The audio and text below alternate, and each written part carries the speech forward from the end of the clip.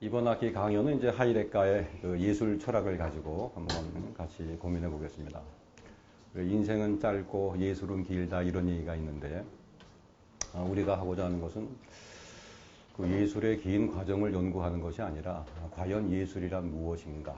과연 예술의 본질은 무엇인가? 그래서 하이데가는 예술의 본질을 어떻게 사유했는가? 또한 예술의 본질을 사유함으로써 하이데가가 철학적으로 얻고자 하는 그의 어떤 목표 의식은 과연 무엇인가? 과연 하이데가가 강조하고 있듯이 과연 현대 기술 문명을 극복할 수 있는 새로운 어떤 삶의 대안으로서 예술이라는 것이 과연 그 의미를 가질 수 있는가? 이런 것들이 이번 학기 강연의 아주 주요한 주제가 될 수가 있습니다. 근데 예술에 대한 하이데가 논의는 대체로 1930년대 중반 이후에 시작되고 있습니다. 어떻게 본다면요, 하이데가 전체 철학을 사실은 대표할 수 있는 것은 기술과 예술의 문제라고 할 수가 있습니다. 독일에서도요, 하이데가가 이제 기술에 대한 강연을 시작하는 것이 대체로 1940년대 말에 시작하고 있습니다. 그래서 유명한 이제 브레멘 강의라고 있는데요. 브레멘 강연이라고 있는데 이 강연에서 하이데가가 이제 현대 기술의 본질에 대한 논의를 하고 있습니다. 그런데 이 강연의 원래 커다란 주제는 무엇이냐면 예술과 기술입니다. 그래서 우리가 기술과 예술을 함께 논의해 가면서 과연 예술이라는 것이 오늘날 우리 시대에 어떤 의미를 가질 수 있는가를 고민해 가는 것이 이번 강연의 우리 초점이 될 수가 있습니다. 근데 예술도 어려운데 철학적으로 이제 예술의 본질을 사유해야 합니다. 또 철학도 뭐 다른 어떤 철학자의 철학이 아니라 이 현대를 대표하는 더 나아가서 플라톤 이래 진정 새로운 철학의 지평을 열고 있는 이 하이데가의 사유를 가지고 우리가 예술의 본질에 접근해 가야 됩니다. 그러니까 이 강연은 어려운 강연이 될 수밖에 없습니다. 또 예술에 대한 논의를 하이데가가 뭐 예를 들어서 존재와 시간처럼 뭐 하나의 책에서 논의하는 것이 아니라 다양한 책에서 하이데가가 예술에 대한 논의를 하고 있습니다. 그래서 이번 강연은 저 자신도 많은 사실은 노력을 해야 돼요. 과연 제가 구상했던 이 계획을 다 마칠 수 있을까? 저 자신도 사실은 걱정과 두려움 앞에 있습니다. 하지만 우리 선생님들이 이 어려운 시간에 이렇게 참여해 주시기 때문에 저도 최선을 다해 갖고 제가 가지고 있는 역량만큼 뭐 열심히 공부해서 같이 선생님들과 논의할 수 있는 그런 시간을 갖도록 하겠습니다. 그래서 오늘 강연의 전체적인 주제는요, 하이데가 예술 철학 전체가 어떻게 전개되고 있는가, 이 전체 구도에 대한 논의가 첫 번째 논의가 되는 것이고요. 다음 두 번째는 과연 그 예술 작품의 근원에서 하이데가가 과연 누구를 겨냥했는가, 누구를 겨냥해서 과연 무엇을 극복하고자 했는가, 그것이 이제 오늘 강연의 두 번째 중심 테마가 될 수 있습니다. 그래서 오늘 제가 그 페이퍼 앞에 이 사진 한 장을 제가 붙여놨습니다. 이 철학자가 누구인지 아마 선생님들이 다 이해하실 것 같은데 누굽니까? 바로 헤겔입니다. 그래서 사실은 예술작품의 근원이라는 책에서요, 하이데가가 사실은 겨냥하고 있는 것은 바로 헤겔이에요. 헤겔이 남긴 유명한 작품이 있습니다. 미학 강의라는 작품이 있습니다.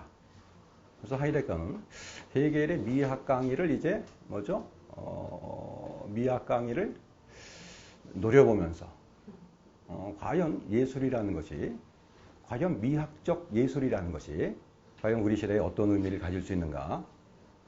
그러니까 헤겔을 통해서 소위 미학과의 대결, 미학적 예술과의 어떤 대결을 추구하는 것이 예술작품의 근원에 사실은 커다란 주제가 될 수 있습니다.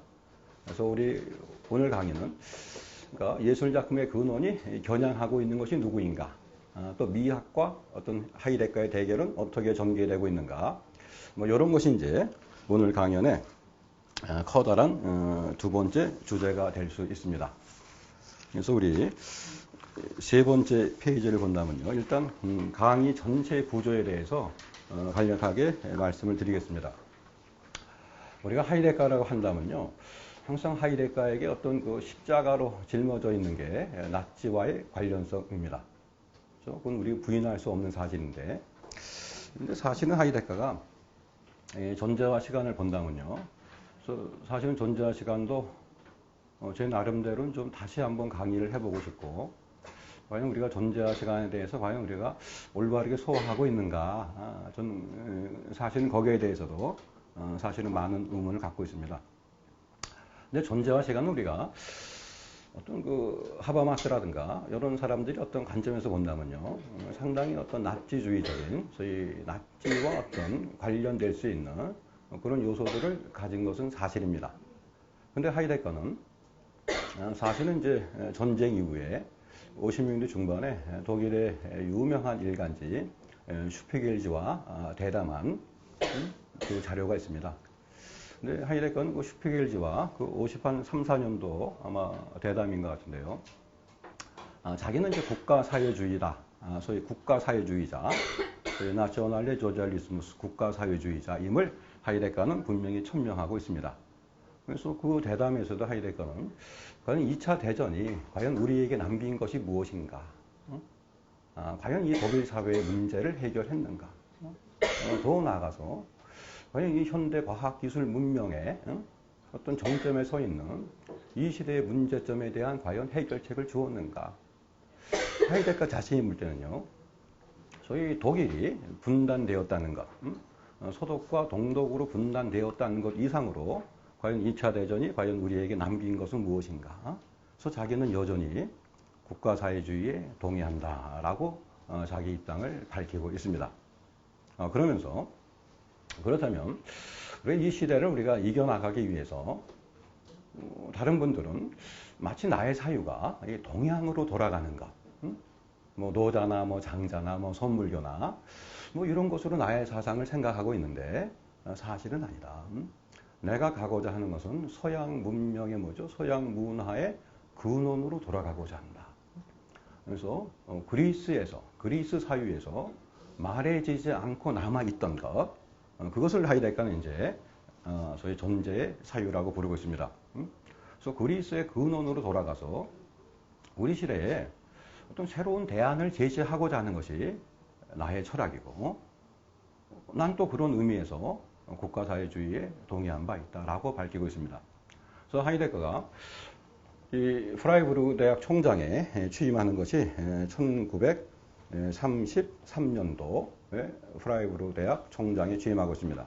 근데 하이데거는 어떤 정치적인 어떤 자기 욕망, 어떤 정치적인 이해관계에서 프라이부르크 대학 총장에 취임한 것이 아니라 자기 나름대로는 이제 국가사회주의 이념을 실현하는데 자기도 기여하고 싶었고, 또 그걸 통해서 뭡니까?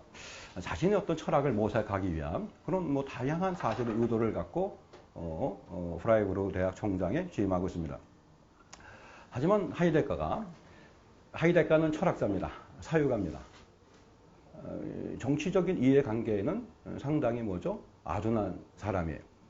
그래서 총장직을 수행하면서 이제 나치, 그러니까 국가사회주의의 어떤 문제점이라기보다는 히틀러의 어떤 문제점을 보게 됐고, 그래서 하이데거는 히틀러의 말로 그렇죠? 낡은 형이상학의 찌꺼기다. 소위 기술과학 문명의 정점에 도달해 있는 어떤 찌꺼기의 존재가 히틀러가 아닌가라는 생각을 하고 있습니다. 그래서 이제 8개월 만에 총장직을 사임하고 있습니다. 그런데 하이데거에게는 이 8개월간의 이 총장직을 수행했다는 것이 평생 자기 어두운 그림자로 남아 있습니다.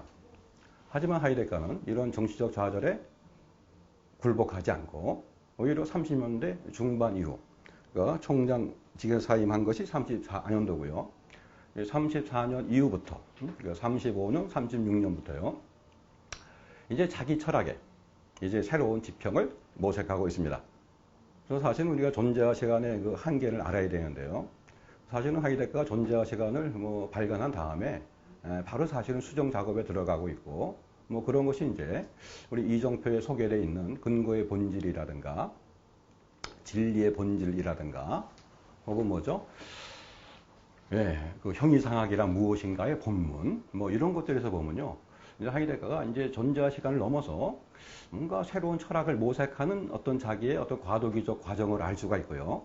이런 하이데거의 철학이 이제 새로운 어떤 모습으로 등장하면서 하이데거 철학 전체를 완성하는 형태가 드러나는 것이 이 30년대 중반 이후에 바로 예술에 대한 논의라고 할 수가 있습니다.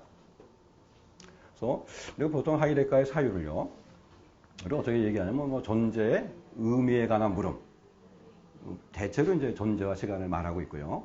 그 다음에 아까 말한 이제 뭐 근거의 본질이라든가 특히 진리의 본질이라든가 뭐 이런 것들을 일컬어서 뭐죠? 존재의 진리에 관한 물음. 그죠? 그리고 이제 후기에 들어와서 이제 뭐 예술을 논의하거나 뭐 기술을 논의하거나 등등등. 이것이 이제 하이데거의 우리 후기 사유라고 하고 있고, 뭐 특히 뭐 예술을 논의하면서 뭐 존재의 장소에 관한 물음 뭐 이런 이름을 붙이기도 합니다. 하지만 제가 볼 때 결국 하이데거의 존재 사유의 완성은요, 예술에 대한 논의부터 시작해서 기술에 관한 논의로 이제 전체가 종결되는 것이 아닌가. 그래서 그것을 이제 우리가 전체를 통잡아서 이야기한다면 존재의 역사, 그렇죠? 존재의 역사에 관한 물음이 하이데거의 존재 사유를 완결짓는 최종적인 물음이라 생각하고, 그 존재의 역사에 관한 물음에서 우리가 잘 알고 있는 뭐죠? 에어 아이크니스. 저는 생생한 고유화라고 번역하는데 에어 아이크니스라든가 저희 게슈 오늘 좀 얘기할 건데요. 여군이라든가 그죠? 존재와 현존재 뭐 공속 관계 혹은 여군이라든가 등등 어떤 하이데거를 대표할 수 있는 그런 개념들이 사실은 존재의 역사와 관련해서 물어지고 있고 예술 철학도요. 그런 관점에서 이제 하이데거는 논의를 시작하고 있습니다. 그래서 하이데거는 그 당시 하이데거 생각은 자기는 이제 예술에 대한 논의를 통해서요. 뭐 자기 철학의 새로운 지평도 모색하고 뭐 이것이 이제 이 독일이 가야 할 이제 그 히틀러식의 어떤 나치가 아니라 이제 독일이 가야 할 새로운 민족 공동체도 이제 구상을 하고 더 나아가서 기술실의 대안으로서 과연 예술이 이제 어떤 의미를 가져야 할 것인가를 이제 논의하는 뭐 그런 것이 30년대 중반 이후에 하이데거의 어떤 존재 사유라고 할 수가 있습니다. 그래서 우리가 그런 관점에서 하이데거의 예술 철학에 대한 논의를요, 저는 크게 3단계로 우리가 압축해 보는 것이 타당하지 않을까 생각하고 있습니다. 첫째는 그 유명한 이제 예술 작품의 근원이라는 책입니다. 원래 이 예술 작품의 근원이 이제 출판된 것은 1936년도 11월 달에 출판되고 있습니다. 하지만 이 예술 작품의 근원은요, 이미 35년도에 그러니까 총장직 사임한 것이 34년이고요. 그래서 총장직을 사임하면서 하이데거가 사실은 많이 공부한 게 헬덜린, 그죠? 그다음에 니체, 그 다음에 소포클레스의 안티고네, 이런 것을 공부하면서 이제 새로운 철학을 모색하게 됩니다. 그래서 이제 등장한 예술에 관한 이제 거의 첫 작품이 예술 작품의 근원이고, 그죠?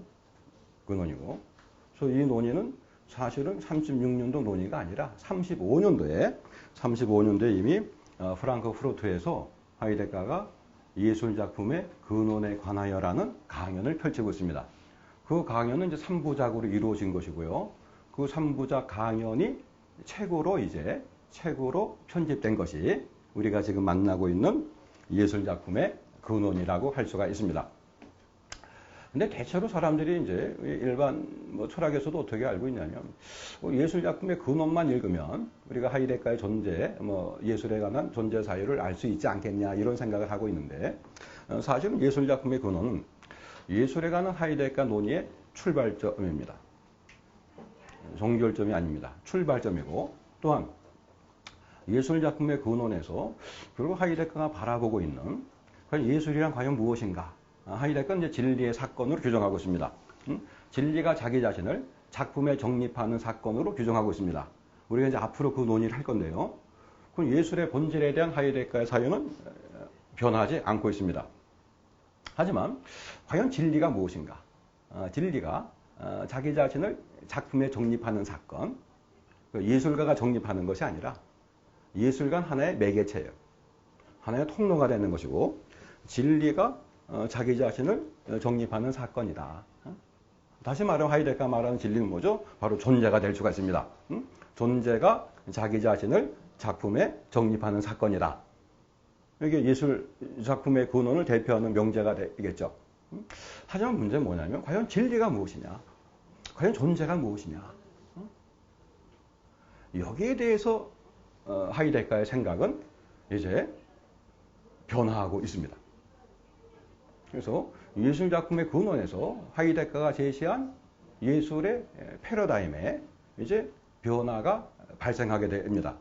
그렇기 때문에 예술 작품의 근원은요, 예술의 본질에 대한 하이데거의 사유를 열었다는 점에서는 물론 충분한 의미가 있지만 예술에 관한 하이데거의 사유를 종결짓는 그런 작품이 될 수 있는 그런 자격 조건은 아직 확보하지 못하고 있습니다.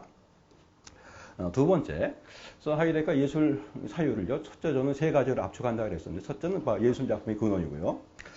두 번째가 그 유명한 뭐죠? 헬덜린, 독일의 민족 시인 헬덜린에 대한 연구라고 할 수가 있습니다. 물론 이제 예술 작품의 근원도요, 헬덜린에 대한 연구가 다 사실은 관계가 된 것이고요.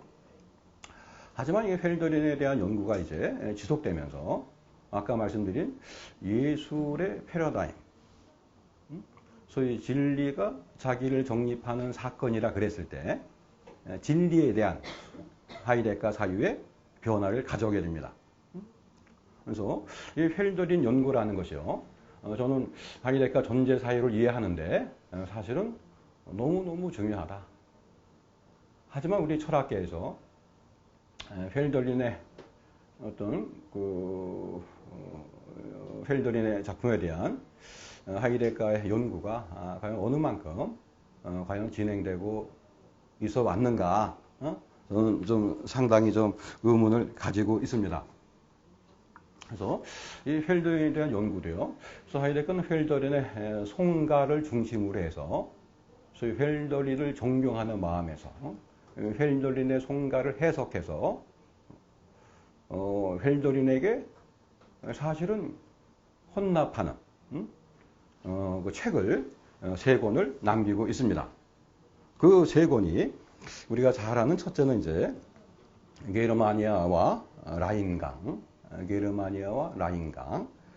이 책이 이제 전집 39권. 이게 1934년도, 35년도 작품이에요. 그 34년도 뭐 겨울방학에서 시작해서 뭐 35년도 아마 봄학기까지 강연한 내용이 수록된 것이 게르마니아와 라인강입니다. 근데 이 책은 제가 알기로는 아직 우리말로 아마 번역이 안 된 것 같고요. 그 다음에 이제 헬덜린을 연구한 두 번째 책이 바로 회상이라는 책이 있죠. 안덴켄. 회상이라는 작품은 전집 52권이고 41년도, 42년도예요. 우리가 이 연도를 이제 중시해야 되는데 그 이유는 제가 조금 이따 말씀을 드리겠습니다. 그래서 이 회상이라는 작품은 죽은 제 친구 신상희 교수랑 그 이강희 교수님이 번역해서 출판이 되어 있습니다. 하지만 이제 많은 사람들이 사실은 제대로 읽지 않고 뭐 저도 뭐 건성으로 좀 봤습니다. 제 친구가 열심히 노력을 한 작품인데 제가 게을르기 때문에 그래서 우리 이번에 강연하면서 당연히 이 책에 대한 언급도 한번 시도를 하겠습니다. 세 번째 작품은 이제 이스터, 그 헬덜린 성가 이스터라는 성가가 있습니다. 그 이스터를 해석해서 헬덜린에게 헌납하는 그런 책을 발간했습니다. 이게 전집 53권 1942년도 작품입니다. 이 책은 이제 강남대에 있는 그 최상원 교수가 예전에 번역해서 출판한 적이 있습니다. 그런데 이 하이데거의 헬덜린 연구는요, 사실은 크게 두 단계로 나뉘어져요. 30년대 중반 이후, 그러니까 총장직에서 사임하면서 헬덜린 연구에 전념하는데, 그때 발표된 작품이 뭐죠? 아까 지금 말씀드린 게르마니아와 라인강이에요. 여기서 하이데거가 바라보는 헬덜린과 그 이후 이제 뭐죠? 아까 회상이라든가 이스터라는 그 전집 작품은 1941년도, 42년도 작품이에요.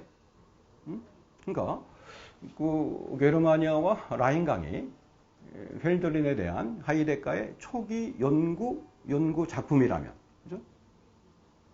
그 초기라고 좀 붙이기도 뭐한데, 아이가 헬들린에 대한 하이데거의 어떤 그 초기 단계의 어떤 연구 작업의 산물이 게르마니아와 뭐죠? 라인강이라면 40년대 이후 적어도 하이데거가요 38년도에 강의하는 게 세계상의 시대라는 작품을 강의하고 있습니다. 거기에서 이제 하이데거가 과연 이 핵물리학, 이 현대 과학의 본질에 대해서 하이데거가 말하고 싶어해요. 그 책은 제가 지난 학기 때 한번 강연을 했었는데 그 책을 잘못 읽다 보면 하이데거가 무슨 얘기했는가 이걸 모를 수가 있거든요. 그래서 뭐 그 작품에 대해서도 뭐 저는 지난 학기 때 우리가 한 게 저는 하이데거 올바르게 봤다고 생각하고 그 예술학 뭐죠? 그 세계상의 시대에서 하이데거가 결국 이 현대 핵물리학을 가능케 한 소위 우리가 존재의 어떤 말걸음을 사유해야 된다. 사실은 하이데거가 그 얘기를 하고 싶어서 쓴 책이에요. 그게 바로 뭐냐 후기 40년대 후반에 뭐죠? 브레멘 강의로 간다면 바로 게슈테. 우리 지난 학기 때 한번 우리 같이 공부했었는데요. 사실은 그 세계사계 시대는 이제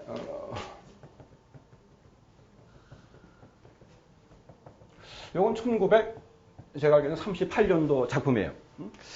여기서 하이데거가 현대 과학을 특히 하이데거가 이제 핵물리학을 언급하고 있는데요. 이미 하이데거는 38년도에요. 이 책을 쓰면서 결국 현대 과학을 가능케 한 소위 핵물리학. 적어도 하이데거가 그 책에서 언급하는 게 뉴턴도 사실은 언급하고 있고 또 아인슈타인도 언급하고 있고 더 나아가서 이제 하이젠베르크를 최종적으로 사실은 언급하고 있습니다. 그게 사실은 암암리에 다 깔려 있는 책이고 그래서 그 책의 마지막에서 하이데거가 사실은 하고 싶었던 얘기가 뭐냐면 우리가 그 불확정성의 원리를 가면 어떻게 됩니까? 결국 통계학적인 접근을 할 수밖에 없거든요. 지금까지 계산 가능하다고 생각했던 것들이 이제 계산 불가능성으로 밝혀지게 되고 계산 불가능하기 때문에 뭡니까? 인간은 뭐죠? 더욱더 자연을 계산해 나갈 수밖에 없어요. 그러니까 더욱더 자연을 계산해 나갈 수밖에 없게 만드는 그죠? 불확정성의 원리라 그래서 계산을 포기하는 것이 아니겠죠? 이제 보다 더 정밀한 계산 구조로 가는 거예요. 그래서 인간으로 하여금 자연을 뭐죠? 끊임없이 계산해서 소위 자연에 대한 뭐죠? 인간의 욕구를 달성하도록 인간을 사실은 부추기고 있는 저 그림자의 세계 그걸 사실은 봐달라는 것이 세계상의 시대에 사실은 하이데거가 하고 싶은 얘기고 그게 이제 48년도 49년도 강연인데요. 브레멘 강의에 오게 된다면 여기 소개된 작품이 이제 우리 지난 학기에 하는 뭐 기술에 대한 물음 뭐 이런 책에서요. 게슈텔에 대한 얘기를 하고 있죠. 우리 지난번에 이런 했었는데요. 그러니까 자연과 인간까지를 포함한 자연을 뭡니까? 슈텔렌하도록 몰아세우도록 인간 전체를 집약하는 것 이게 바로 게슈텔인데 이미 하이데거는 1938년도에 이미 그렇죠? 이미 사실은 이런 생각을 이미 어려움부터하게 하고 있고 그래서 이런 과정에서 이제 헬들린을 바라보는 이제 시각이 달라지고 있다. 그래서 헬들린의 초기 연구 작업이라 한다면 게르마니아와 라인강을 꼽을 수 있지만 이제 뭔가 이 기술 시대에 대한 기술 시대와 이 존재와의 관련성에 대한 하이데거의 사유가 드러나는 것이 38년 세계상의 시대이고 그렇죠? 그래서 40년대 이후에 헬든에 대한 연구 작업은요 초기 연구 작업과 이제 뭐죠? 그 양상을 달리하게 된다. 그래서 이 새로운 어떤 헬든에 대한 새로운 연구 전 여기 헬든에 대한 하이데거의 후기 연구라는 제목을 붙였는데 이걸 통해서 하이데거가 이제 예술의 본질에 대한 이제 새로운 사유를 전개하게 돼요. 물론 예술은 진리가 자신을 정립하는 사건이지만 과연 그 진리가 무엇인가? 이제 하이데거 예술 사유에 획기적인 전환점을 가져오는 것이 기술의 본질에 대한 사유와 관계하고, 그죠? 특히 뭡니까? 헬더린에 대한 하이데가 후기 연구가 이제 결정적으로 작동함으로써 이제 헬더린에 대한 새로운 해석이 이루어지고 있고, 그래서 저는 거기까지가 하이데가의 예술 사유에서 우리가 주목할 두 번째 과정이 아닌가. 그럼 세 번째는요. 그렇기 때문에 지금 말씀드린 대로 뭐죠? 예술의 패러다임에 대한 하이데가의 사유가 이제 변화하고 있다. 이게 3단계가 되는 겁니다. 그래서 예술에 대한 하이데가의 사유가 이제 뭐죠? 새로운 어떤 자기 변모를 이제 하게 됨으로써 이제 근현대 예술에 대한 하이데가의 평가가 달라지고 있다. 우리가 예술 작품의 근원만 놓고 본다면요. 뭐 어차피 다음 시간에 우리가 이제 앞으로 할 얘기지만, 그래서 그리스 예술을 상당히 하이데가는 모델로 놓고 해석을 하고 있습니다. 그럼 그리스의 뭐 신전이라든가 이걸 하나 예술의 패러다임으로 우리가 놓고 본다면요. 근현대 예술에 대한 뭐죠? 긍정적 평가는 이루어질 수가 없습니다. 특히 이제 아방가르드 시대 이후 다양한 이제 예술 장르가 그 예술들이 등장하고 있죠. 뭐 추상 미술만 뭐 칸딘스키만 등장하는 게 아니라 뭐 큐비즘도 등장하고 있고, 또 우리가 파울 클레도 등장하고 있고, 이런 새로운 어떤 현대 작가에 대한 사실은 평가가 예술 작품의 근원에서 얘기하는 예술의 패러다임을 가지고는 상당히 사실은 뭐죠? 부정적일 수밖에 없고 뭡니까? 사실은 평가 자체가 어려울 수밖에 없습니다. 하지만 헬더린을 통해서 이제 새로운 어떤 예술의 패러다임을 가지게 되고, 그래서 이제 근현대 예술에 대한 하이데가의 재평가가 이루어지는 것. 그래서 이제 예술이 과연 어떤 의미에서 이 새로운 시대에 우리 삶의 어떤 지평의 대안이 될 수 있는가를 밝히고 있는 것. 이것이 하이데가의 우리가 예술 자유를 우리가 공부할 때 우리가 주목해야 될 저는 세 번째 단계라고 생각하고 있습니다. 그래서 이 베제트라는 독일의 철학자가 전하는 그 책에 보면요. 하이데가 그렇기 때문에 이제 예술 작품의 근원 제2부를 내가 써야 되겠다. 특히 그때는 파울 클레를 언급하고 있어요. 파울 클레 작품 안에서 예술의 변화가 나한테 다가서고 있다. 그래서 예술 작품의 근원은 예술의 본질에 대한 사유는 했지만 결국 진리가 무엇인가? 아까 말씀드린 대로 예술의 패러다임에서는 내가 실패한 작품이 아니냐. 그래서 예술 작품의 근원 제2부를 쓰는 것이 이제 내가 가야 할 길이다. 라고 하이데가가 이제 자기 고백을 하고 있다고 합니다. 근데 하이데가 연구가들이 하는 얘기는요. 하이데가가 예술 작품의 근원 제2부는 물론 쓰지 않았지만 헬더린에 대한 후기 연구가 사실은 예술 작품의 근원 제2부에 해당할 수 있고, 또 이제 뭐 파울 클레라든가 현대 회화에 대한 하이데가의 논의가 이것 또한 이제 예술 작품의 근원 제2부로서의 어떤 충분한 의미를 갖는 것이 아닌가라는 것이 하이데가를 아주 깊이 있게 공부하는 전문가들의 어떤 입장이라 할 수가 있습니다. 그래서 저는 이번 학기 강의를 통해서요. 이런 3단계 과정을 우리가 전체적으로 한번 밟아가자. 이것이 이제 저의 취지가 되고 있습니다. 그래서 이제 첫째는 예술 작품의 근원. 이것은 오늘부터 시작해서요. 3부자 강연이니까 가급적인 이제 오늘부터 시작해서 4번의 종교를 하고요. 오늘은 이제 하이데가와 헤겔이고, 다음 시간은 이제 여기 4페이지 보면요. 오늘은 이제 예술의 정말이란 개념을 중심으로 이제 하이데가와 헤겔을 다룰 거고요. 2강, 3강, 4강은 그 예술 작품의 근원이 3부작으로 이루어졌으니까 사물과 작품, 작품과 진리, 진리와 예술 요 3단계로 나누어서 이제 뭐죠? 예술 작품의 근원을 마치고, 그 다음에 5강, 6강, 7강은요.